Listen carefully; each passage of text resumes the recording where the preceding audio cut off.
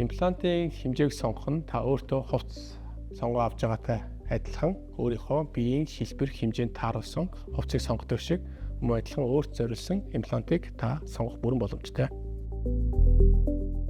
Эрэгтэйчүүдийн бэлэг эрхтэн томруулах месийн болон месийн бус арга байдгаас месийн аргыг та бүхэнд танилцуулъя. Бэлэг эрхтний арьсан доор тодорхой хэлбэр хэмжээтэй нийлмэл силиконын эдэр хийгдсэн имплант гэх зүйлийг бол арьсан доор суулгаж өгдөг.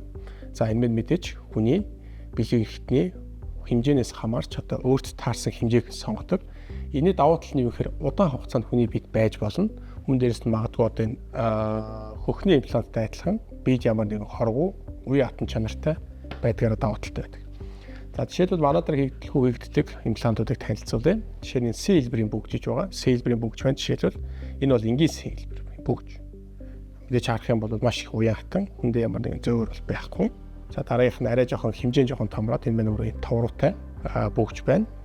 За дараагийн дугаарт маань арай жоохон бүгдийн хэмжээ жоохон нэмэгдээ томруулна гэх юм бол эргээд Т хэлбэрийн имплант байна. Энийг бол арьсан дор мөн адилхан суулгаж өгнө. Энэ мань мөн адилхан уян хатан. Хүндээ зөөрг байна. За сүүлд нь бол панорама буюу одоо энэ бэлэг эрхтний арьсыг бүтэн хувцж орж ирдэг имплант байна. Та тэгэхээр өөрт зориулсан имплантыг хийлгэе гэвэл манай эмнэлэгт ирж мэргэжлийн хэмжээд үзүүлээрэй.